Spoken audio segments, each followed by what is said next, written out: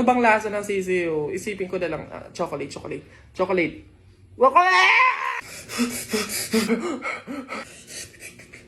Hey people! Nagising ako na parang I feel so strong. I feel so stronger and I feel so strongest. Kaya isip ko talaga na i-overcome yung isa sa mga weaknesses ko, ang kumain ng sisiyo sa balot. Simula pagkapanganak pa lang mga people, hindi pa ako nakakain ng sisiw sa balot. Ang kinakain ko lang yung dilaw at saka yung matigas, tapos yung sabaw. The rest, yung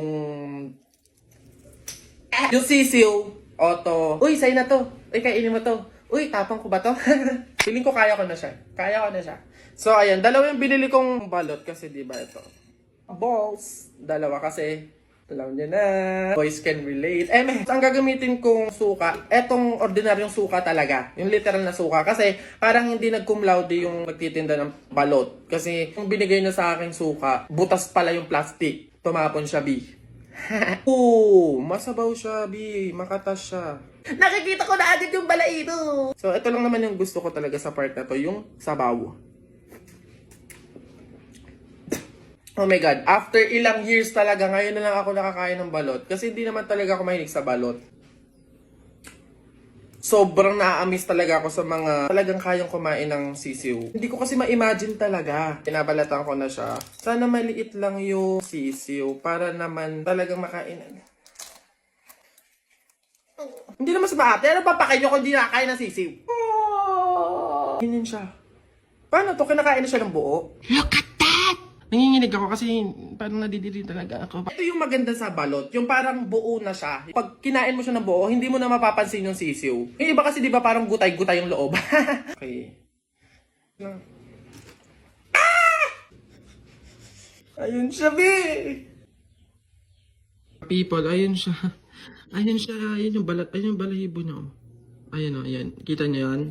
Alam niyo ba sabi ko, mapapakain lang ako ng mga ganito, yung exotic food, mga bulate, palaka, daga. Mapapakain mo lang ako pag pang TV lang, ganun, yung mga Pinoy Big Brother, ganun lang. Pero kung mga ganun.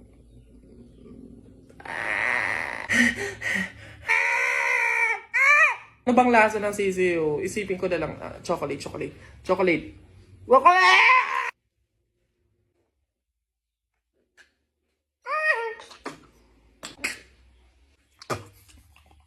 Ba't ang lansa niya? Ayan siya. Hindi ko kaya nung lasa na ganun, B. Try ulit. Nalalasahan ko talaga siya. Pwedeng i-open ko siyang ganun. No. Oh, ayan siya, B. Ayan. Shocks, no.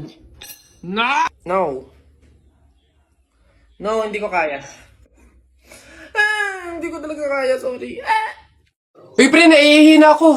Uy, gagi, pre, ako din. Tara sa McDo tayo maki-CR. Bawal dito, public place eh. Tara. Dito. Ayan, okay. Uy, teka. May pwesto ba kayo dong lamesa? Wala po. Pagkain, umorder ba kayo? Ay, wala din po. Ayun, dali. Alam na namin yung mga ganyan nyo. Hindi naman kayo mga umorder, pero pupunta kayo dito para maki-CR lang. Tapos iiwan yung makalat, iiwan yung madumi, tapos kami yung mapupurwisyo. Hindi na pwede yung mga ganyan nyo. Kung gusto nyo maki-CR, 20 pesos, sa akin na bayad. Ay, ganun po ba? Sorry po. Ay, ito po, boss. Hindi nyo na kami mauuto. Yun sa'yo. Ha? Ay, ito po yung sa akin, pasok. Teka, saan ka din pupunta? Sa CR, bakit? Sus, panigurado nakiki-CR lang din to. Again, hindi na po libre ang CR sa McDo. Kung gusto nyo, magbayad kayo ng 20. Buti nga 20 nga lang. Libre na tissue, libre na sabon, libre na tubig. Swerte nyo nga, 20. Akin na. Sorry, what?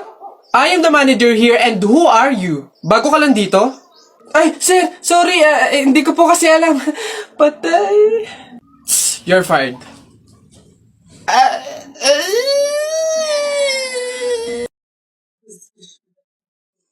Tapul! Hoy, Jepoy, tara, bari na tayo. May bago na akong pelit, oh. Maganda to, eh. Bili to ni Papa, eh. Ba't yan binili mo? Ang liit-liit naman yan. Di na naman uso yung mga pellet na ganyang maliliit eh. Yung sa akin, mahaba. Isang ganun agad, tapol agad. Yung sa'yo mukhang mahina eh. Yan ata yung nangangain ng bala. Duwag ka lang. Takot. Tara. Ano? Magsuot ka na ng mga shield mo. Tapol! Hay, tumigil-tigil nga kayo sa barilan nyo pag kayo nakamat at naka-hospital pa kayo, sinasabi ko sa inyo. Nasaan na yan? Hoy Jepoy, tara laban na tayo. Kala mo di kita babalikan ha? Tara, hinihintay lang naman kita dyan eh. Kala ko nga nagtago ka na eh. Basta yung sa Hala, maglalaban na ng flip-top si Boboy tsaka si Jepoy. Tara, manood tayo. Ako naman unang banat ha, daya mo dyan eh. Nakita ko nanay mo kumakain ng ribisco. Sinapak ko, sabi niya, ang sarap ng piling ko. Para yun lang eh, eto. Alam nyo kagabi, bagoong sinipa ko tatay mo, shoot sa kabaong. Ngi, A, B, C, D, E, F, G, H, I love you, will you marry me? Anong magagawa? Laging natutulala. Tuwing lumalapit ka, ako ay natutuwa. Kahit di sinasadya, pinupuno ng saya, tuwing kasama ka. Ang daya mo naman eh! Di kita magets dyan eh. Anong madaya? Doon ito pa. Sun is for the light, moon is for the night, and you is for the rest of my life.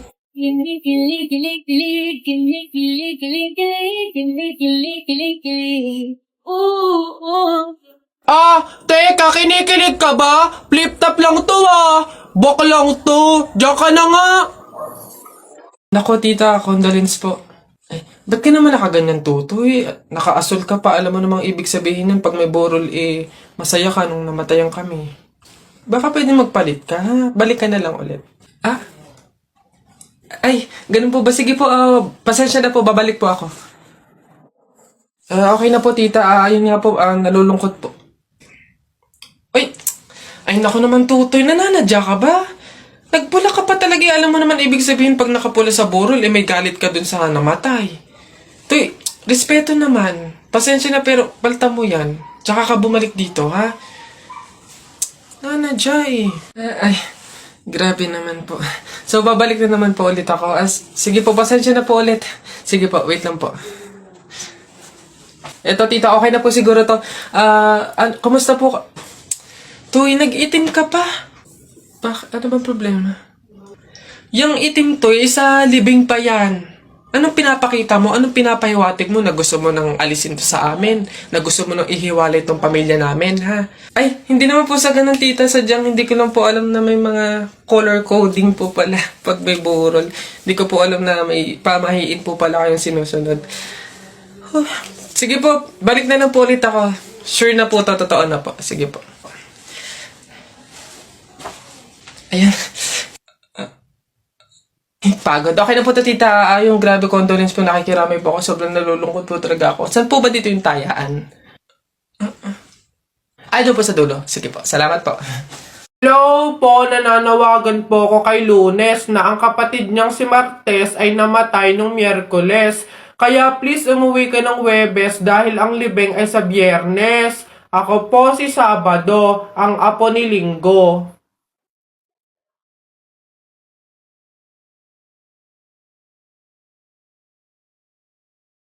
So you're still thinking of me, just like I know you should. I cannot give you everything. Guys, mag-comment nga kayo ng mga alam nyong pamahiin, tapos babasahin ko isa-isa. Gagawin kong content. Dali, wala na akong maisip na pamahiin, naubos ko na ata lahat. Dali na, wag kayong madamot. I-share nyo yan. Pabili pa! Ano ba yan natutulog? Ano ba yan? Soft drinks nga po, tapos paki-plastic po. Ito po yung bayad. Soft drinks, wait lang.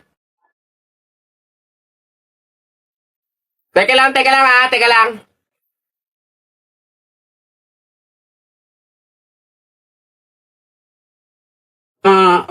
Ba't mo binabawasan yung soft drinks ko? Susubo ko na kay nanay. Hindi, joke lang yun. Ito na. Ayun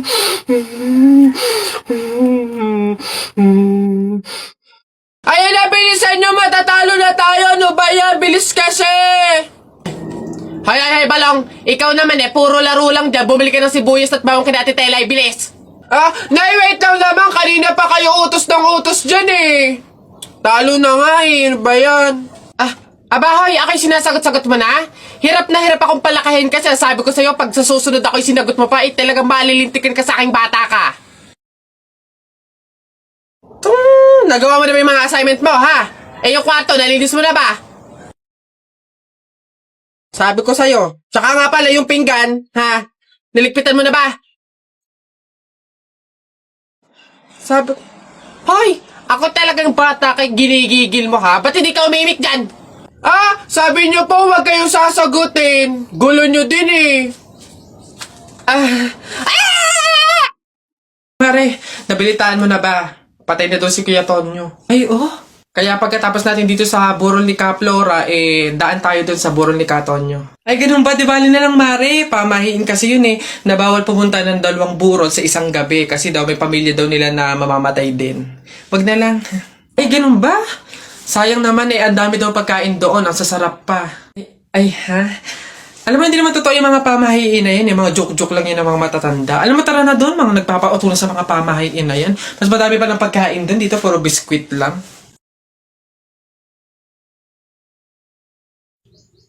Babe! Babe, bakit? Alam mo ba, sabi ng lola ko, kaya daw tumatangkad yung mga lalaki kapag daw natulian na. Gaya mo, siguro kaya ka tumangkad simula lang nung natulian ka nung bata. Hindi naman siguro yung totoo, babe. Bakit naman? Bakit naman ako matangkad ako pero hindi pa naman ako tuli? So, hindi ka pa tuli? Oo, pero baka next week, magpapatuli na rin ako kasi... Babe! Babe, teka lang, papatuli na talaga ako, wait lang! Ano ka ba, hindi? Lola. Nay. Hello po. Jowa ko nga pala. Ay, yan na pala ang jowa mo. Marunong kaya yang magluto. Magligpit ng pinggan. Baka naman puro paganda lang yung nakuha mo. Oo nga, maglaba kaya at magkudkod ng inidoro. Kaya naman kaya. Marunong naman po ako pagdating sa mga gawaing bahay. Tanong ko lang din po, gagawin niyo po ba akong katulong dito?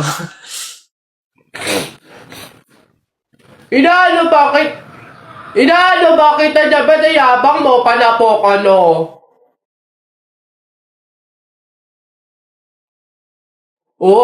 sige, yabang mo dyan Sumbong kita sa tatay ko, pulis yun suntok na kita. Aray! Hoy Alex, Jepoy, anong gagawin nyo kapag may tsunami?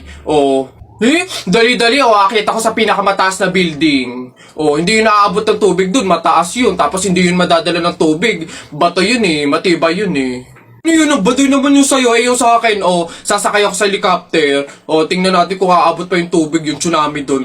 Lilipad ako hanggang langit, yun yung sa inyo, yung sa akin, magsiswimming ako. Nakikita ko yun sa mga palabas, kaya naman pala mag-swimming, ako, hindi ako malulunod, mag-aaral ako mag-swimming, Ang iingay nyo talagang mga bata kayo, ha?